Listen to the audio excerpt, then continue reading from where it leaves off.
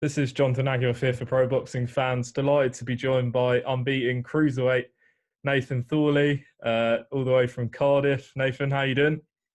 Yeah, all good, mate. All good. Yourself? Yep, very well. I'm doing all right. Not long to go now until you're going to be entering the bubble of fight camp for your big clash with Chris Billam-Smith. Before we start with that, I just wondered how did you sort of get into boxing? What were your roots in? Well, it's in my family. My great uncle is my nan's brother is used to have a boxing gym in Fairwater called St Clair's. And unfortunately he passed away. So it's been in the family for a long time. But I was out walking the old dog years ago with my dad, and we seen a kid he knew had wraps on his hands, and my old man asked, like, "Oh, where have you come from? Where's the gym?" And he was like, "Oh, just down by there." And so we stumbled across this little gym in Fairwater with ex-professional two-weight British champion Pat Thomas as the trainer. And I know 10 at the time, and fell in love with it ever since, and I haven't left the gym. What was your amateur career like? Was it quite extensive? Yeah, so I had 89 amateur fights. I won 70. I've won 9 Welsh titles. I believe it's 2 British titles. Commonwealth Games bronze medal. Numerous medals all around the world. You know, like the Tama tournament, GB tournament in Finland, boxed in Russia, Canada. I've boxed all over. So I've had a big amateur career to take over to the pros, which I think is what's helped me become the pro I am now.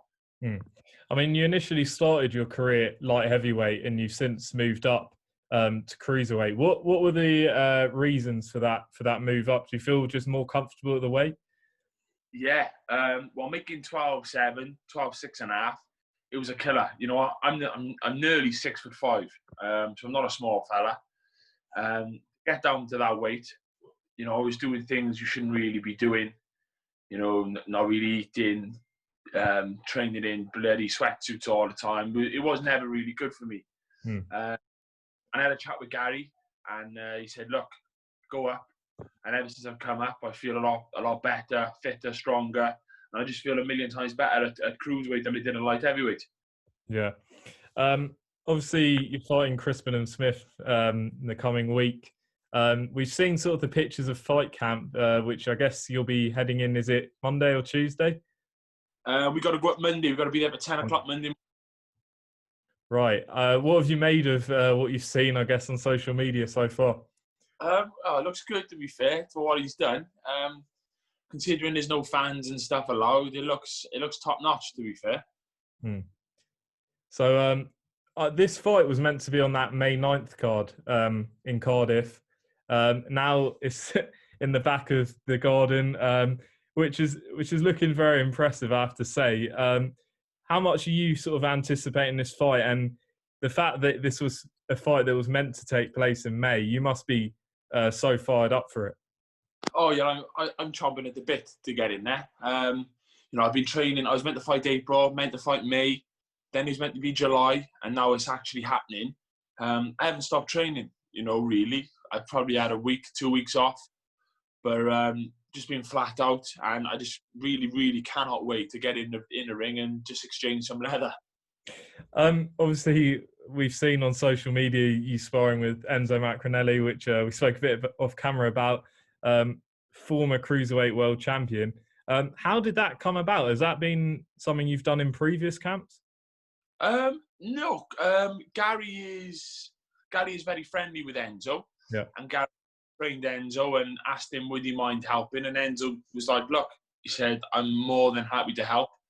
And also, Enzo's looking to come back for one more. So as much as he was helping me, I'm kind of helping him as well. But, you know, being in there with British, Commonwealth, European and world champion, you know, I take so much away from those spars. And he, you know, if I do something wrong or I make the move or something happens, he was there to like say, no, just turn this way a little bit or just twist that way, just to pick up on little things, because he's been there, done it and bought the t-shirt. Yeah, no doubt about that. Obviously, former world champion. How good how good is he still? Even to this day. Obviously, you mentioned might be another fight in the works. Might be a little exclusive there, but yeah, what are the spars like? A lot of people ask this because they think, he's 39. They think, oh, 39-year-old Enzo's past it. Mm. I'm going to show you now, the man is not past it. He's very strong. He's very fit. He's still fast. He's sharp. And the spars were a really, really, really good competitive spars, and I'm happy with the way I was sparring with him. So was Gary. But make no mistake, he's still Enzo. How many rounds are you sort of doing with him at a time? So I'll do 4 with him. You get out, then another kid will get in, do 4. He might jump back in then for 2. So it ranges from like 4 to 6. But what I'm sparring him in a 12-foot ring. Mm. Those 4 rounds feel like 8 because he starts fast. He doesn't. There's no feeling out rounds. There's no touching rounds. It's right. It's hell for leather now. We're going. And as soon as the bell rings, he's straight across the ring, throwing shots. Wow. So just on that, before we move on, you said he might be coming back for one more. Has he spoken about any opponents or when this could be? No, we haven't spoken on any opponents. I just think now he's just waiting for the COVID to be over. And then he's thinking of having his 50th fight and bowing out, I think. Amazing. Wow. Obviously, moving back onto the Chris Billam-Smith fight, Commonwealth champion. This is a big opportunity, especially on Sky Sports, to really announce yourself in what is a thriving division. Yeah, big time. It's a division that wasn't really there a few years ago, but now it's definitely on the up, and this is a big opportunity for me that I'm grabbing with both hands. What have you made of Chris's rise in the division? He obviously had that close defeat to Richard Riatpour, since he's won the Commonwealth title and his last fight. What have you made of him as a fighter?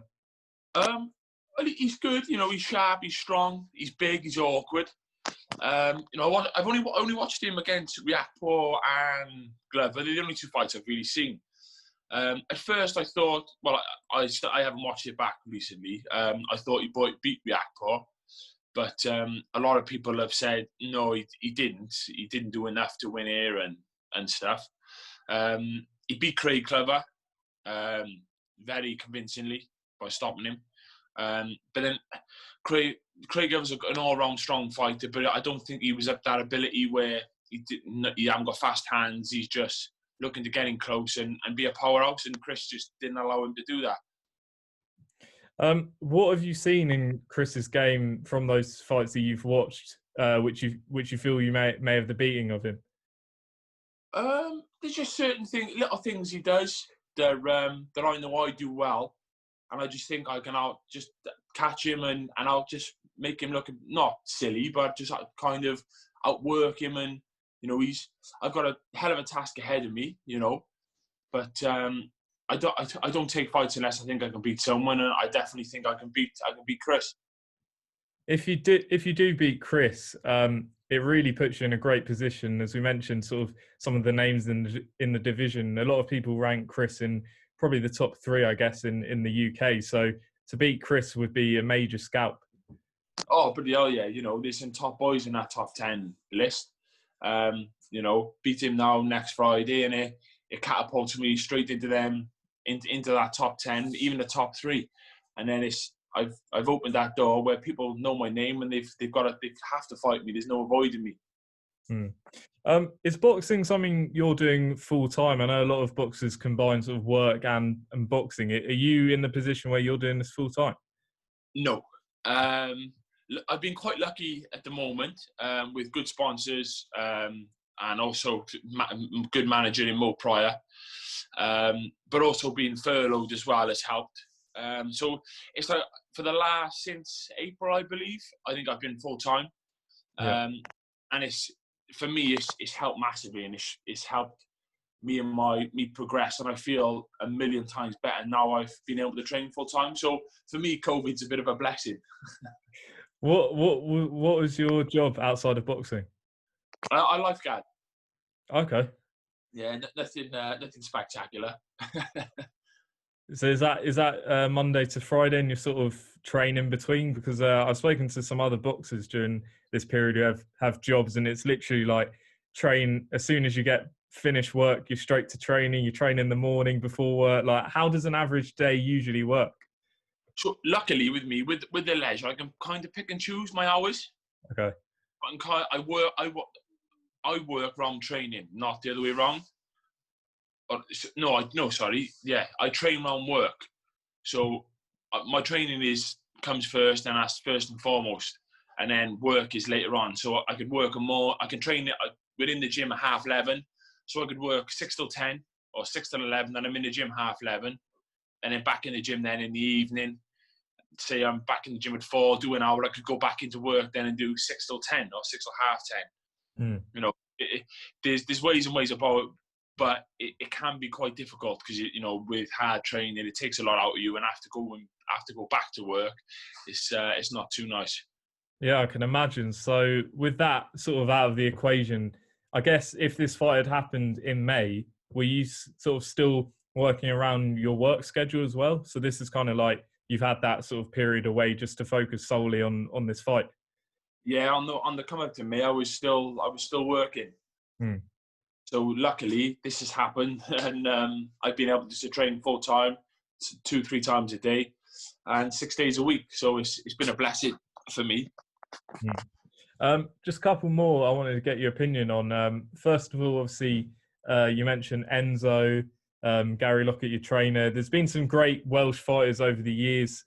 Joe Calzaghe's a standout name, but which Welsh boxers do you sort of look up to, I guess, inspire you, and ones you are looking to sort of achieve what they've done? Well, the first one is my old original coach, to be fair, Pat Thomas. He was a 2-weight British champion. I believe it was either welter or super welter and light middle. He's a fantastic fighter. He lost to Errol Graham, and talks about that fight. And he just said, "Look, I was getting on a bit. I was a bit too old." And he was a great fighter. Beat the likes of Pat McCormack. Jimmy Batten is another one. These are top fighters that he was beating. But also Gary, I look at Gary, and Gary was a really good fighter as well. There's some great fighters that have come out of Wales. Howard Winston, Johnny Owen. The list is kind of endless, really, when it comes to Welsh talent. No, definitely. And final one I wanted to know from you. We've seen Roy Jones and Mike Tyson agree to an exhibition fight. Obviously, Enzo said that I think he said he wasn't sure on it taking place. What was your thoughts on it? Personally, I think it's quite embarrassing for them both. Tyson's 56. Roy Jones got to be pushing 50. He's a 2 old boys. But well respected. They both had fantastic careers. Roy Jones is one of my idols. I think back in the day he was untouchable. I probably won't tune in to watch. Personally, I think Mike Tyson will beat him. I think he'd just be too strong, but it's not one that I'll be watching myself. Fair enough. It's definitely going to divide opinion, that's for sure. Nathan, appreciate your time. Thanks for talking to me today, giving up your time. Just let the viewers know how we follow you, and also the last preparations before next week. No worries at all, mate. Nice talking to you as well. Going up to Brentwood Monday. Slowly ticking off preparations now. If you want to follow me on Instagram, I think it's Nathan Thorley 1, and Twitter is Nathan Thorl 1. And I'll be posting everything, the goings on up in Matchroom and the last bits of training on those bits of social media. Great stuff, Nathan. Thanks for coming on. Appreciate your time, and best of luck next week. No worries at all. Cheers, mate.